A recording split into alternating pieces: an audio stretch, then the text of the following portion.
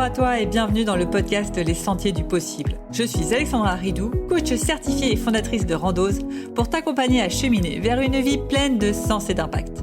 Chaque lundi, je te partage mes réflexions et outils pour t'aider à atteindre les sommets de ton épanouissement. Et les mercredis, je te laisse découvrir une interview inspirante d'invités qui vivent la vie qui leur correspond vraiment. Ah, et j'ai oublié, je t'invite à écouter chaque épisode en marchant. Les neurosciences l'ont démontré, marcher te permet de prendre plus de recul, de développer ta créativité et ainsi prendre les meilleures décisions pour vivre la vie qui te fait vibrer. Hello, je suis ravie de te retrouver aujourd'hui pour cette première interview avec Cécile Bannon, une spécialiste de la quête de sens. Tu verras, j'ai volontairement coupé cette interview en 2 épisodes. Dans celui-ci, tu découvriras le parcours de Cécile, ses conseils pour trouver ton ikigai, un job qui fasse vraiment du sens pour toi. Et dans l'épisode suivant, on y parlera monde du travail actuel et comment y remettre du sens. Alors, sans plus attendre, je te laisse découvrir nos échanges et bonne écoute à toi! Salut Cécile, je suis ravie de t'avoir aujourd'hui pour une interview autour de cette quête de sens, cette quête d'impact et qui de mieux, pour parler de ça que toi. Donc je suis vraiment encore une fois enchantée d'avoir cette conversation avec toi. Pour commencer, il y en a peut-être beaucoup qui ne te connaissent pas. Cécile Bannon, tu es très célèbre pour moi sur LinkedIn en tout cas. Est-ce que tu peux te présenter en quelques mots, ton parcours, qu'est-ce que tu fais aujourd'hui pour que les auditeurs sachent à peu près ce que tu fais? Écoute, d'abord, bonjour Alexandra, et je te remercie pour cette invitation, parce que moi, quand il s'agit de parler du sens, ben forcément, ça fait sens pour moi. Donc, j'adore, c'est mon sujet favori, et je vais t'expliquer déjà pourquoi. Et de fil en aiguille, j'en viendrai à me présenter. Alors, pourquoi? Parce que dans mon expérience professionnelle, j'ai vécu des jobs qui n'avaient pas de sens et j'ai vécu des jobs qui avaient beaucoup de sens. Et du point de vue de la santé, du point de vue de l'implication, du point de vue de l'engagement, du point de vue du moral, la différence est énorme. Alors, j'ai notamment découvert ça dans l'un de mes derniers jobs, quand j'étais sociologue. J'étais sociologue à un moment en entreprise, et dans une grande entreprise. Et je dirigeais un observatoire social, c'est-à-dire ma mission, c'était d'accompagner le changement. Qu'est-ce que c'est qui fait blocage? À l'inverse, quels sont les leviers? Comment améliorer les choses, tu vois? Et donc, à ce titre, j'ai fréquenté des tas de métiers différents. J'ai mené des centaines d'entretiens en face à face.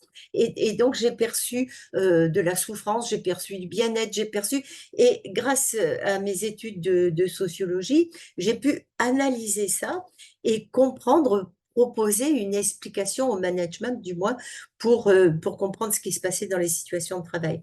Et ça m'a donné aussi des tas d'enseignements sur ce qui se passe, et notamment, j'ai pu faire la différence entre ce qui fait sens et ce qui ne fait pas sens. Alors ça, c'était une partie de mon activité, et cette activité-là, je l'ai faite après une reconversion. C'est à 48 ans que je me suis aperçue que j'étais pas sur le bon chemin, que je faisais pas le job qui m'intéressait le plus. Jusque-là, je faisais ce que faisait mon père, mon grand-père. Alors, tu sais, bien dans les rails, il a bien comme il faut. Et puis, c'est à 48 ans que je me dis, mais moi, ça me correspond pas, ça ne fait pas sens. C'est-à-dire, je ne me voyais plus me projetant dans ces métiers-là, dans l'avenir, tu vois? C'est là que j'ai compris qu'il y avait un truc qui marchait pas, quoi, qui fonctionnait pas. Et c'est là que je me suis posé la question: «Mais qu'est-ce que c'est qui me plaît?» Parce que, Alexandra, on est d'accord, si tu fais quelque chose qui est congruent avec toi, ça fait sens. Tant que tu marches en rétropédalant ou en allant à l'inverse sur un chemin opposé à qui tu es, ça sera de plus en plus compliqué, et c'est ce que j'ai vécu moi. Plus j'étais dans ces métiers-là, alors au début, je progressais, je me voyais un avenir, OK, c'était possible. Puis chaque fois, je trouvais un intérêt, parce que, dans tous les postes que je faisais à cette époque-là, ben, j'apprenais quelque chose, donc ça faisait sens. Parce que apprendre, c'est l'une de mes valeurs, parce que apprendre, c'est l'un de mes besoins. Donc, jusque-là, ça allait bien. Puis, arrivait un moment où, comme je te dis, ce que j'apprenais ne me correspondait pas et comme je te dis, je ne me voyais pas un avenir et c'est là que le clash s'est fait et c'est là que je me suis dit: «Mais qu'est-ce qui est important?» Mmh. Excellente question. Voilà, alors et c'est pour ça qu'à chaque fois que j'ai compris tous ces paliers, tu vois?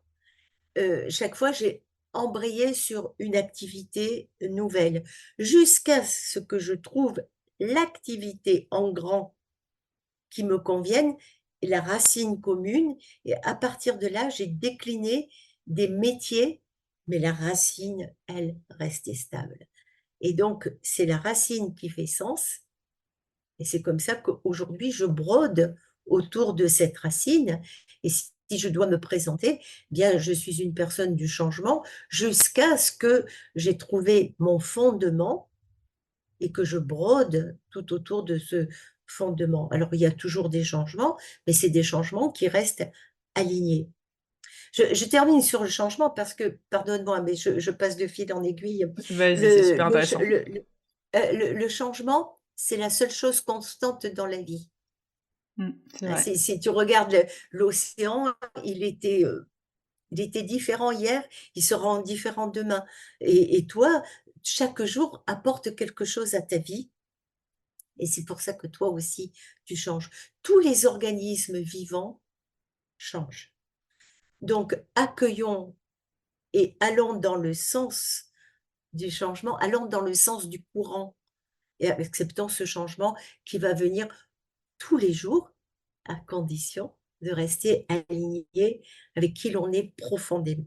De mon point de vue, c'est de mon point de vue, c'est ça, rester dans le garder du sens à ce que l'on fait. Mmh. J'ai 1000 milliards de questions, je réfléchis à laquelle, commencer. Une qui me vient déjà, c'est tu as parlé de cette racine, parce que ce qui fait Oui, sens pour une personne, c'est pas forcément ce qui fait sens pour une autre personne. Justement, absolument. aujourd'hui, pour toi, pour ta vie personnelle et professionnelle, qu'est-ce qui fait sens? C'est Pour quoi une moi. vie pleine de sens? C'est quoi cette fameuse racine? Alors une vie pleine de sens, alors la racine pour moi, c'est, être avec les autres. Mmh. Tu vois? Si j'étais, moi si je suis seule dans une pièce, au cas je parle au mur. Mais j'ai besoin d'échanger, j'ai besoin de j'ai besoin de l'humain, j'ai besoin des êtres humains, enfin. Alors, je vais t'expliquer comment moi j'ai trouvé ma racine commune. Quand j'ai quitté ces métiers, tu sais, de la finance, de la compta, de l'audit, dans lesquels j'étais une première partie de carrière, je me suis dit: «Qu'est-ce que j'aime dans la vie?» Et moi, c'est voyager. Alors à cette époque-là, je travaillais dans une banque, donc aimer voyager dans une banque, si tu veux, c'est le patron, ça lui parle pas. Il y a pas de poste qui corresponde à ça. Mais j'ai creusé et j'invite tous ceux qui sont en réflexion, moi j'appelle ça tirer le fil.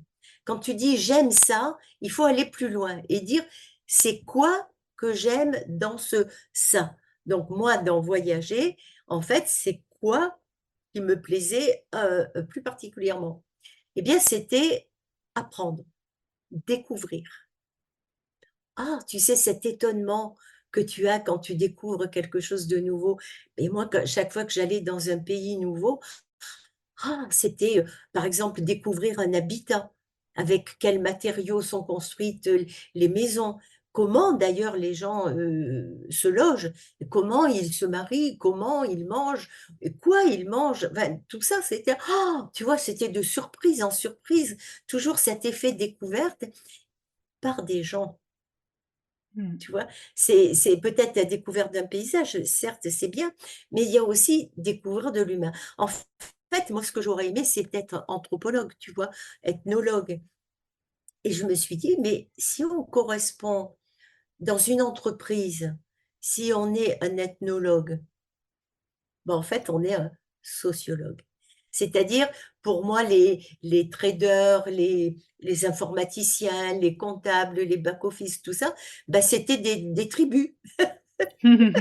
C'était des tribus à découvrir et c'est comme ça que j'ai repris des études de sociologie et que j'ai trouvé cette racine commune qui tourne autour de comment vivent, comment travaillent, comment vivent ensemble les humains et à partir de là, j'ai trouvé des métiers tout autour.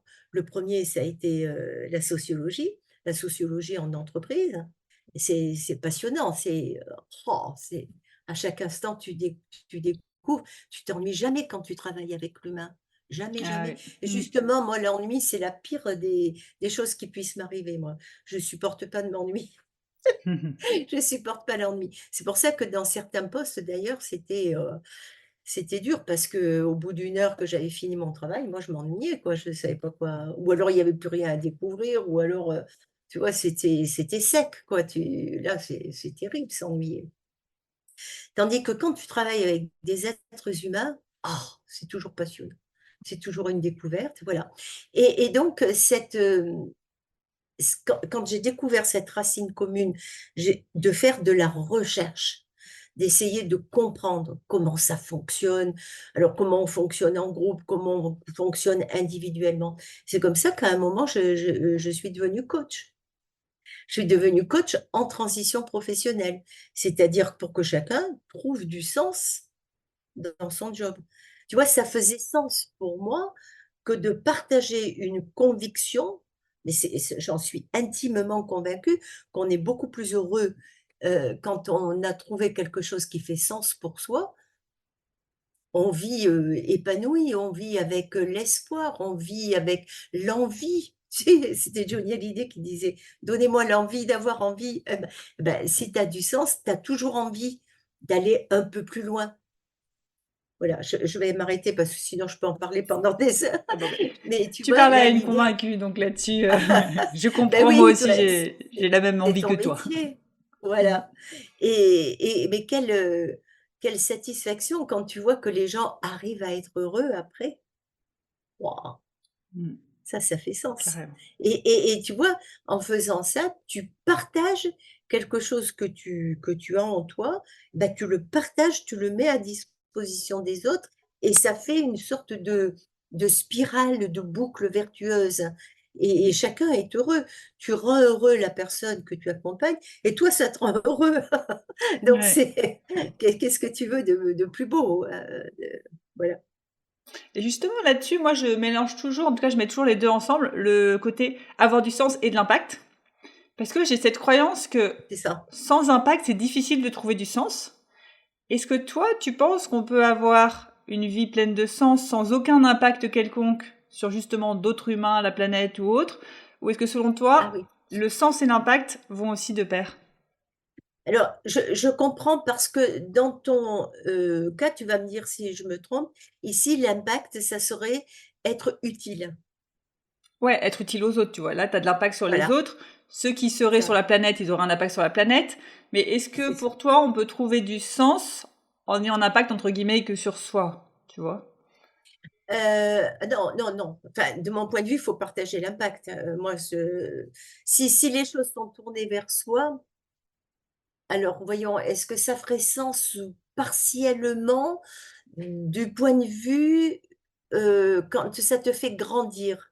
Si, tu continues à apprendre et à t'enrichir intellectuellement, ce qui te donne une vision encore plus large de la vie, alors ça fait sens de grandir soi-même. Mais comme le disait, Picasso, le but de la vie, c'est de le partager. Mmh. C'est de trou ce qui fait sens, c'est trouver le don que l'on a, mais le but, c'est de le partager. Parce que moi, c'est comme ça que j'ai écrit mon livre. J'ai écrit ce livre parce que je me disais: «Une fois que j'ai mis au point une méthode, ça sert à quoi de ne pas la partager? Ça sert à Mmh. quoi de la garder pour moi?» C'est Ouais. tu vois? Bah, à mes yeux, bah, du coup, on terminait pas le boulot, quoi, tu vois? On Mmh. terminait pas le job. Moi, j'ai mis une méthode au point pour accompagner les gens en transition professionnelle. Ça faisait sens parce que, je faisais grandir quelqu'un à côté de moi. C'était extrêmement gratifiant. Mais une fois que j'ai voulu, moi, changer de métier, passer à la conférence, une fois que je me disais: «Qu'est-ce que je vais faire de ça?» Le donner aux autres, le partager, voilà. OK. Alors l'impact, je comprends l'impact sur soi-même, oui, dans le sens où ça fait grandir, mais ça ne suffit pas. Mmh. Mais c'est peut-être, personnel, hein, c'est peut-être intime, mais ça, comme tu le disais tout à fait, Alexandra, le sens, c'est éminemment personnel, Personne. Exactement. hein, c'est subjectif. C'est chacun le voit avec, ses yeux à lui, avec sa vision, avec ce qui est important pour lui. Mmh. C'est c'est d'ailleurs pour ça, tu sais, que les entreprises sont bien en difficulté quand, les salariés disent, bah: «Donnez-nous un travail qui fasse sens». Et ce qui fait sens pour toi ne fait pas sens pour ton voisin. Comment on fait? Mmh. Il y a la difficulté, hein. Ouais. Non, mais c'est ultra intéressant. C'est une question qu'on m'avait posée où moi j'avais dit justement j'ai du mal à avoir une vie pleine de sens sans impact. Et c'est pour ça que je me suis permis de te poser la question pour avoir un autre C'est ça, avis. c'est Parce ça. que c'est vrai que justement, je trouve que c'est quand on n'a pas d'impact, la sensation de ne pas avoir d'impact quelconque, qu'on se dit que ça manque de sens. C'est stérile. Mm. C'est tu vois? Enfin, enfin pour toi et pour moi en tout cas apparemment. C'est ça. Voilà. Tu m'as parlé de ton livre, très bonne transition. Donc, tu as écrit un livre sur comment trouver son ikigai. Tu es un peu la queen de l'ikigai. Est-ce que tu peux nous dire quelques mots déjà pour ceux qui connaissent pas l'ikigai? C'est quoi l'ikigai? Oui. Alors mon livre s'appelle «Trouver le job de vos rêves». Donc ça veut dire que je me positionne dans la sphère professionnelle. Mm. Et l'ikigai, c'est le job qui vaut la peine d'être vécu.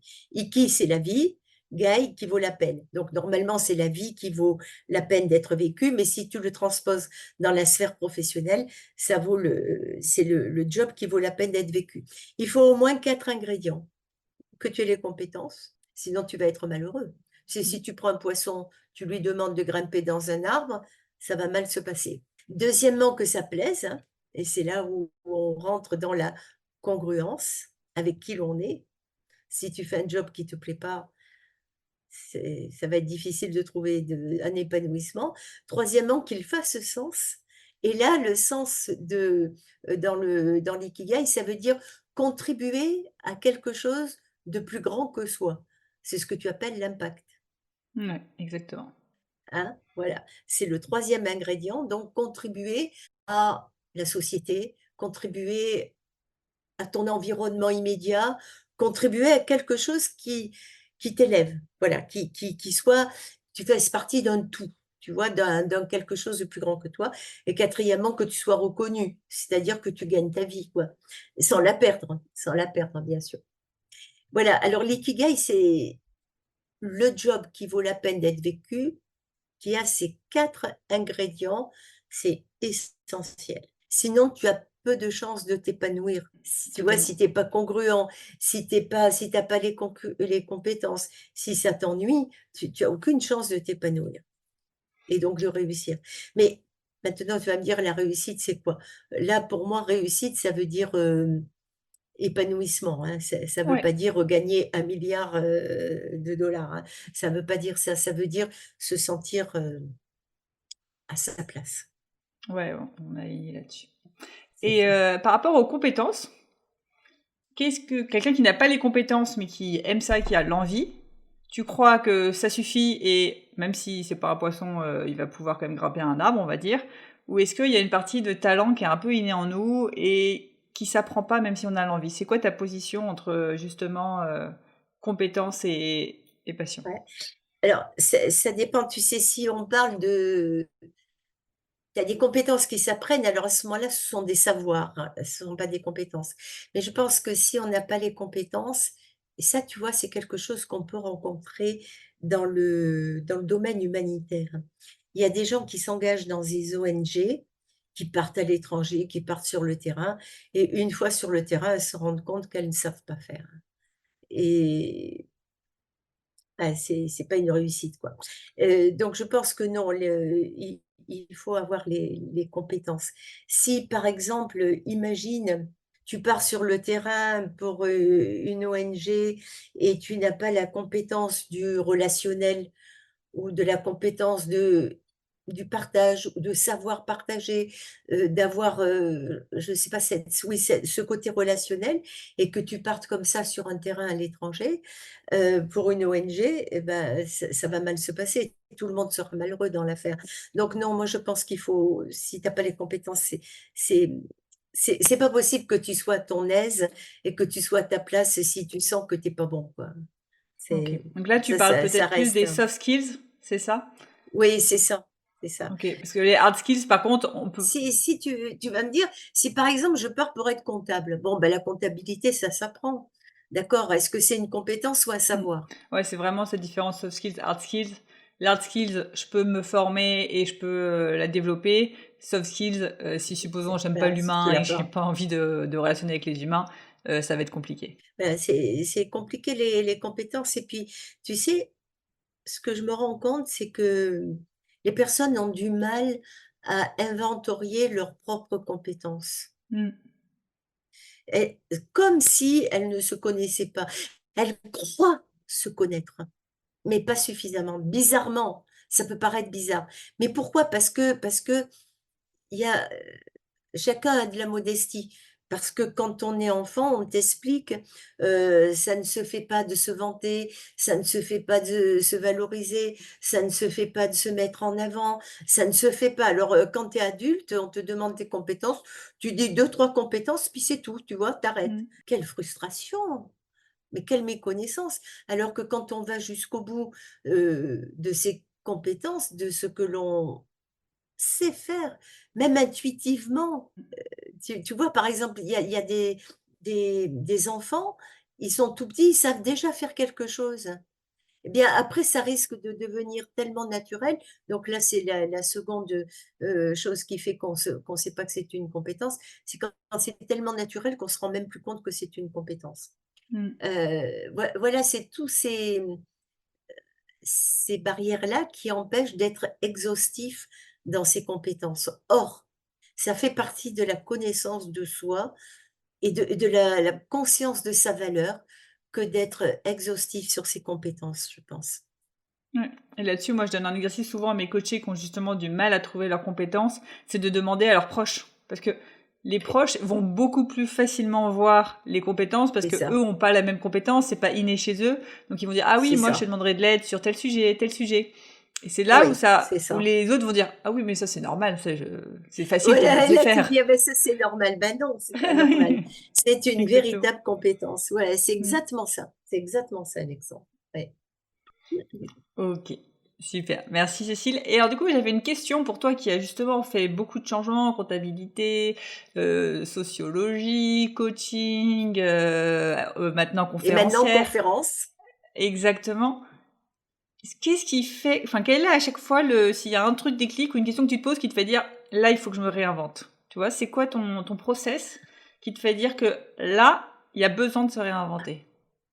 Alors écoute, je le ressens.